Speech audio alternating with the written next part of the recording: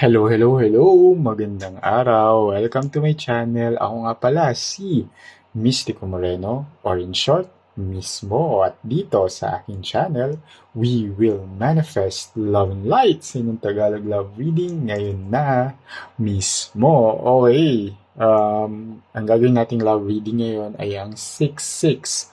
Love reading meaning, bubunot ako ng 6 cards from this deck.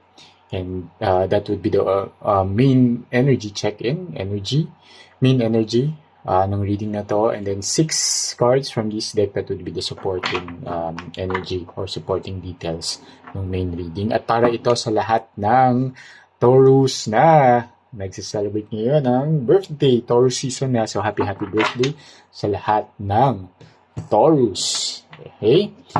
Ayan. Saka, kaya 6 is, in numerology, 6, nabubulol pa. 6 is a nurturing energy.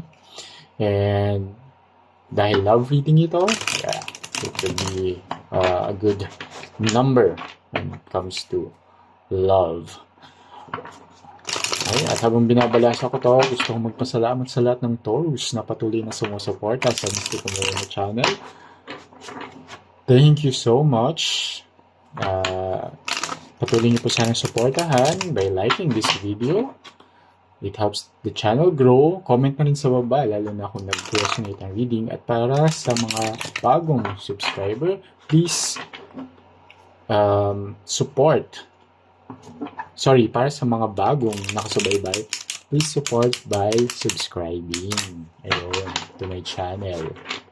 Ayan, para updated din kayo sa mga ipopost ko pang videos. Okay? And, ayun. So, sobrang appreciated ang inyong suporta. The channel is growing.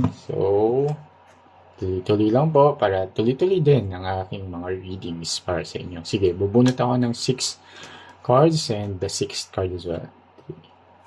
First card, the Sun. Ooh, good start. Second card, Queen of Cups.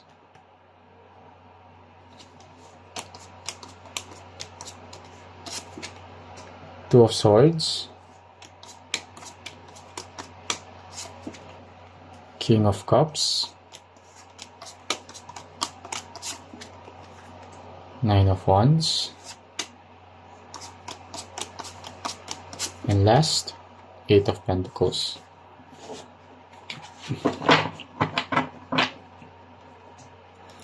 Okay. And then, bunot tayo ng 6 cards from this deck. Habang binabalasa ko to, as I always remind everyone sa mga readings ko, this is a collective reading, so it may or may not resonate sa lahat. Kapag hindi nag-resonate, huwag pilitin. Ibig sabihin, hindi ko nasagap yung energy niyo today. Abangan nyo na lang yung mga susunod ko pang love reading or panoorin nyo yung mga past videos na na-post ko na baka isa doon ay mag-resonate sa inyo. Dahil ang tarot reading naman talaga ay timeless. And better yet, book na lang kayo ng personal reading. Dahil best yun, naka-align yun sa, or naka-tune in yun sa energy ninyo. Okay. Alright.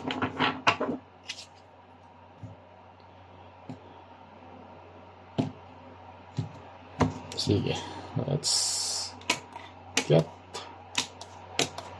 first card, Seven of Swords.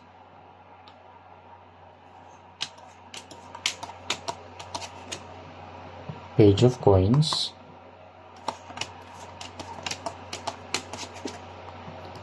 The Devil. King of Swords. Ten of Wands. And Nine of Swords.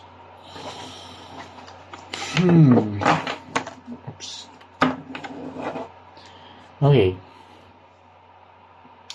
So you might be dealing with Leo and a Capricorn. It doesn't have to, yun lang yung strong energy na nasasagap sa reading na to. Pero check nyo rin yung kanilang Moon, Venus, and rising placements, baka Leo and Capricorn din sila sa mga placements na yun. Okay. So at the moment, you and your person are having a good time together. Masaya kayo sa isa't isa with the Sun card here.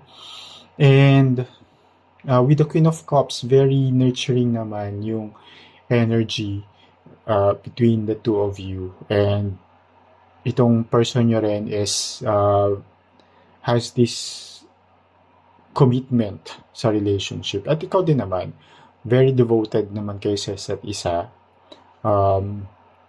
And nakikita ko dito na yung partnership ninyo and relationship dynamics ninyo are rooted or grounded and naka-anchor siya sa emotional maturity na meron kayong dalawa. However, meron mga need i-compromise na kailangan mo niyong i-compromise para mas maging smooth yung relationship ninyo. I can sense here na lalo na with the King of Cups, which is Queen of Cups is emotional maturity. We also have the King of Cups here. So, emotionally stable din naman kayo, very secure and loyal kayo sa isa't isa. Meron lang kayong mga kailangan i-compromise and I guess makikita yun sa baba, yung dito sa baba. May mga compromises lang kayong kailangan gawin and difficult choices para mas maging smooth and maayos pa yung relationship dynamics ninyo. Kasi lumabas din dito si Nine of Wands which is being cautious or meron sa inyo na medyo parang guarded yung heart.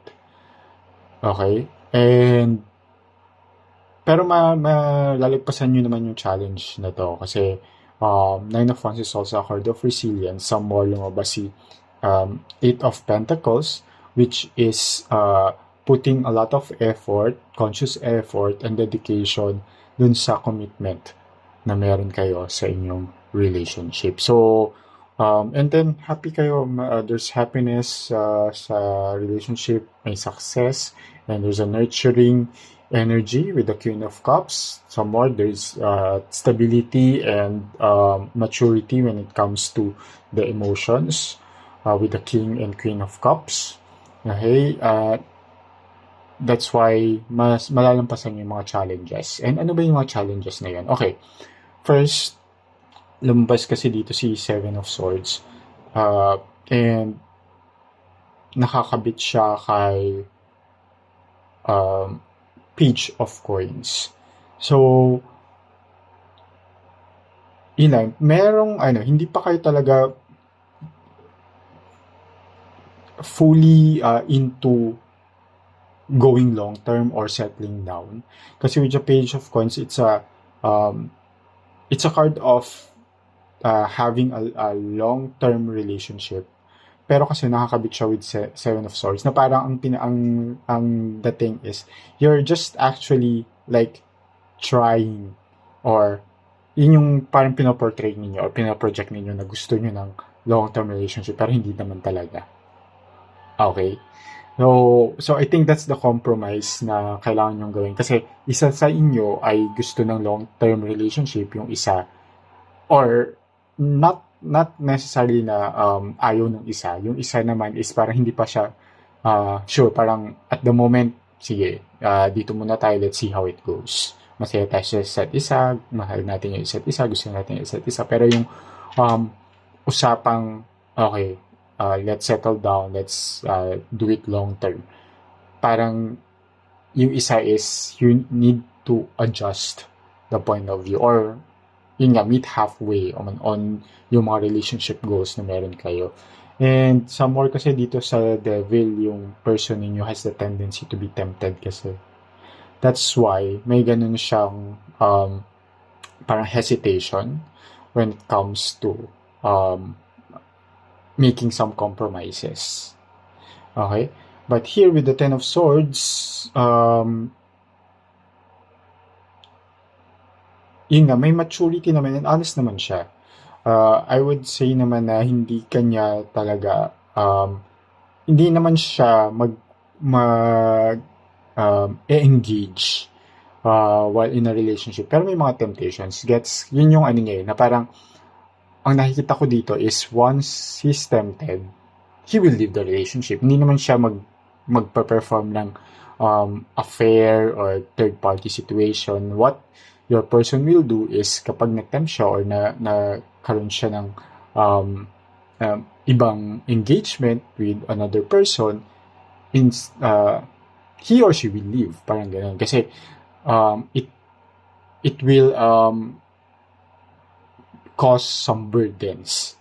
Itong person na rin na yun nga, kasi with the King of Swords naman, siya naman yung taong won't, even if tempted, hindi naman siya yung talagang mag-cheat. I don't see naman that tendency. Although, with the Seven of Swords then, na lumabas here, which is a card of manipulation and cheating, yeah, there's a possibility, pero ang nakikita ko dito is it will cause lang some burdens dun sa part nung person ninyo. And with the Nine of Swords here naman, some mga anxiety. So, and what I mean here is itong person na yun is yung mga compromises na sana gusto niyang gawin, it's actually causing some internal burdens sa kanya, and it's getting him or her anxious. Okay? And ayun, so kailangan niyang i-resolve yung mga ganong tendencies niya. Okay? Despite nung nakikita ko dito dun sa main energy na there's some emotional maturity and stability, pero ang mas nakita ko pa dito, given these challenges, mas ikaw yung nagdadala. Ikaw yung mas may emotional maturity, emotional stability when it comes to this relationship. And kaya nadadala yung relasyon. And pero itong person mo, meron siya may mga konting issues siya in life that needs to be resolved. And once na maging okay nga yun, as shown here, sabi ko dito, once na willing na mag-compromise yung tao at magbago, kasi marami siya mga kailangan baguhin, and dami niyang issues as you can see here, everything will go well dito sa main energy. And since supporting natin, meaning more on your person, mga kailangan niyang ayusin, pagdesisyonan, pag-reflectan, ayan, else it will go the other way. Okay? So ayun, so sana nakatulong itong reading na to. Again, use this reading with discernment. Huwag laging mag-rely sa tarot readings. Hawak nyo pa rin ang inyong kapalaran. You always have free will. So yeah, use it as a guide and not really your ultimate truth. Okay? So, kita-kits na lang muli sa susunod ko pang love reading. Ako nga pala si Mystico Moreno, or in short, mismo. Kita-kits. Ingat!